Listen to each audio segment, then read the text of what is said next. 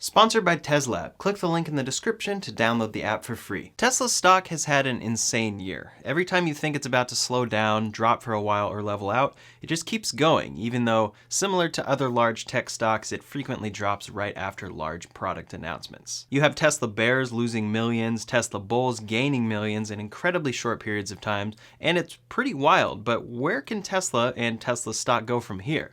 What did Tesla look like in 2020 and how did their stock perform? And what will 2021 hold for Tesla as a company and in turn their stock? That's what we're getting into today, so let's get into it. Now, I'll mostly be talking about Tesla's future expected products and expansion as a company in 2021. But since I am mentioning the stock, keep in mind that I am not a financial expert, and this is not financial advice. Seek out professional financial advice before making any decisions. 2020 has been a crazy year for Tesla, and we have just over 1 month left. In January, Tesla announced the results of their final quarter of 2019, delivering 112,000 cars, which was a new record for them. They also announced their plans to continue ramping production at Fremont and begin production at their new Shanghai factory, which they did begin delivering from on January 7th. Their Q1 of 2020 delivery results were lower, but still beat a record for their first quarter results, coming in at 88,400 cars delivered. Just a couple days later, we heard that Tesla was approved to acquire land in Berlin for their first European factory, and construction has been underway since. The Model Y, which Tesla had unveiled in March of 2019 to be delivered at the end of 2020, came much earlier. They delivered the Model Y beginning in March, and the car had a range of 316 miles, a full 36 miles more than it was originally announced to have. This was a pretty big moment for Tesla because it proved that things have changed since their rocky Model 3 ramp. Instead of massive delays, the Model Y was 6 or more months early, possibly showing that we don't have to worry as much about Tesla being on time in the future. In Q2, Tesla was dealing with their factory being shut down in California, but they still managed to deliver 90,650 cars, which was better than most expected with all the challenges happening in the world. In Q3, Tesla hit a new record for deliveries with 139,300 vehicles delivered, and of course, we're still waiting to see the Q4 results, but everyone is expecting them to be pretty great. Then there was Battery Day, where Tesla announced their plans to revolutionize their battery sourcing process with a plan to reduce battery costs by up to 56%. Since they only have a pilot plant, this only really landed with true Tesla believers, but if they pull through with what they announced, they'll be able to lower the cost of electric vehicles significantly in the near future, allowing them to make their $25,000 car, which they announced at that event. But they also proved that while they're working on getting batteries cheaper, they're also working on getting them to perform even better for fast cars like their Plaid Model S, which they officially announced at that event as well. Of course, all of this is happening at the same time as they're sitting on over 500,000 Cybertruck pre-orders, so they also announced and began construction on their Texas factory for the Cybertruck. So those are some highlights of the good from 2020, but if you're looking into a company's stock and future potential, you need to consider the negatives, which Tesla definitely had this year, even though most feel the good outweighed the bad. As I mentioned, full self-driving has been promised for a while, and while it seems to be coming for real this time, very soon, it has been promised for a while from Elon and continues to be delayed. On top of this, the price has increased substantially throughout the year, coming in at $10,000 now, making it out of reach of most customers, and so expensive that it makes people like me wonder what average people actually shell out $10,000 for this feature that actually isn't complete yet. There was a whole scandal with this unintended acceleration in Teslas that you may have heard about, but it seems like it was fake or exaggerated for headlines because Tesla denied it and the NHTSA never issued a recall for it. While this issue didn't seem to be true, there were a few accidents with Tesla Autopilot.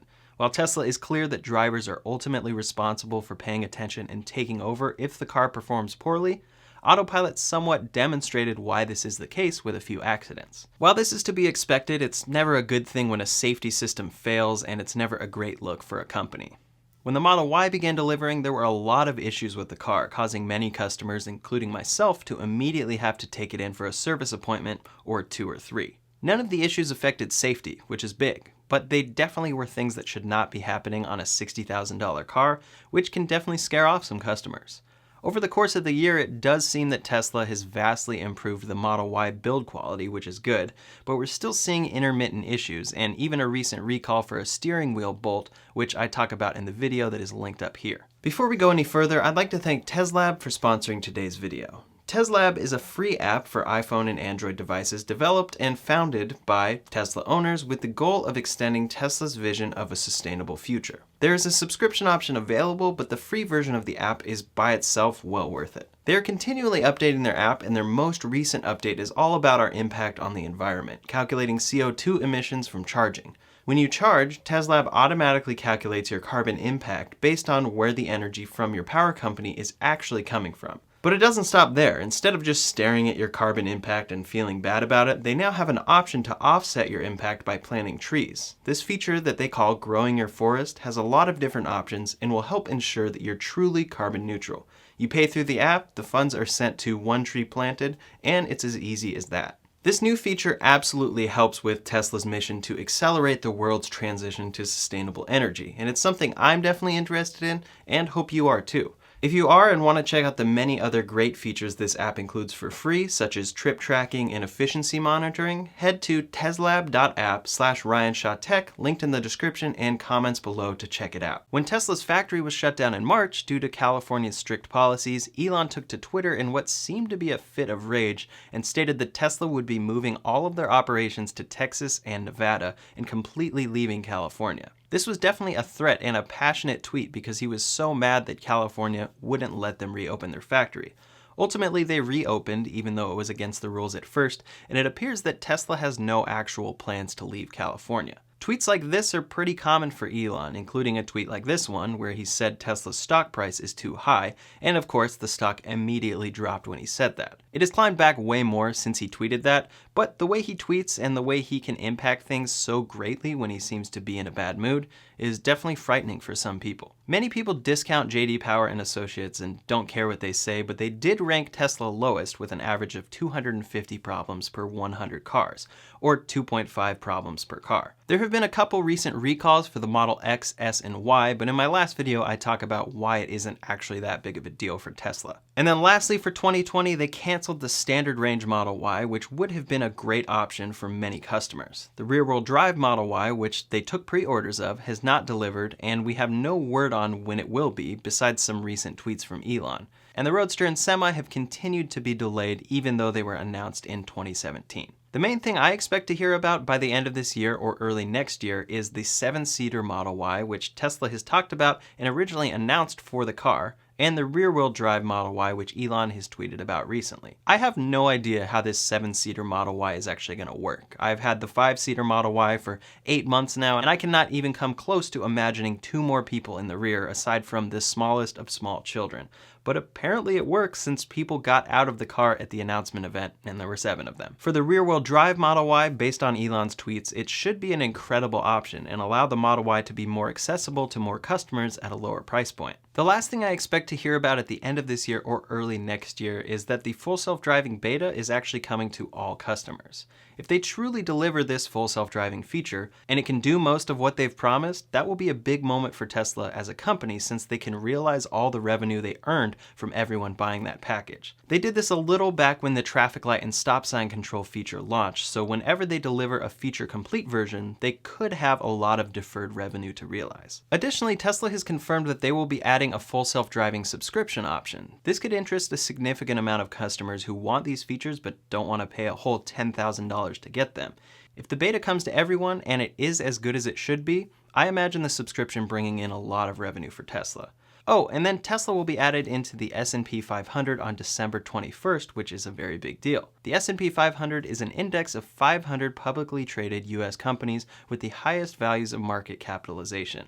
There are a few requirements or criteria that make a company eligible to be in the S&P 500, but ultimately it is a sign that a company is trending in a good direction and is operating on fairly stable ground, as well as just being worth a lot. But moving into the future, there is a lot we expect from Tesla in 2021. For factories, Tesla has relied nearly exclusively on their Fremont factory until the opening of Shanghai this year, producing the Made in China Model 3 exclusively for China. Recently, we heard that Tesla is indeed shipping Made in China Model 3s for delivery in Europe, helping streamline that complicated process, which until now meant building cars in California and then shipping them overseas. In 2021, Tesla will be expanding that factory as well to make the Model Y on an entirely new assembly line, which should mean that it only adds to their current Model 3 output, which they list at 250,000. Elon has said that he expects the Model Y to be Tesla's most popular car, likely because it fits in the very popular crossover SUV market, and they're showing that they truly believe this since they are currently constructing 2 other Model Y production lines.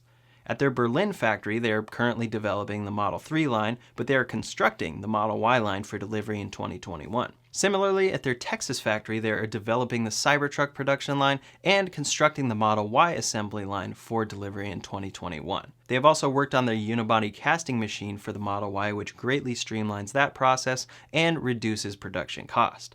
On top of this, according to Elon, they are greatly improving the way they build their cars at each of these factories, to the point that even the Shanghai factory has been improved on for Berlin and Texas. So in 2020, we had Tesla delivering the Model S, 3, X, and Y from Fremont, which we know is kind of a Frankenstein factory with assembly lines and tents and lots of retrofitting. And then we got the addition of the Made in China Model 3 delivering in China, which we saw great quality improvements at. By the end of 2021, we should have the Model Y delivering from Fremont, Shanghai, Berlin, and Texas, with the possibility of the Cybertruck delivering from Texas as well. So 4 factories building what should be their most popular car, streamlining the production process with the unibody casting machine, and improving overall build quality with their improved factories. The potential for delivery numbers is so much higher than it was this year. But speaking of the Cybertruck, while I think we may not see it until early 2022, Tesla did announce it as starting deliveries at the end of 2021. The Texas factory's main purpose is to build this car because it has such a ridiculously high number of pre-orders and should be incredibly competitive with all other trucks, with a starting price of $39,900. That single motor version isn't scheduled for delivery until 2022, but Tesla still says the $49,900 dual motor and $69,900 tri-motor versions are expected for late 2021. More than likely, the true results in revenue from the Cybertruck won't actually be seen until 2022, but if they can begin deliveries in 2021, that'll be a big sign that Tesla knows how to announce something and produce it on time. And speaking of trucks, the Tesla Semi should finally be delivering in 2021. It will most likely be built at this other United States factory Tesla lists, which is probably their Gigafactory in Nevada.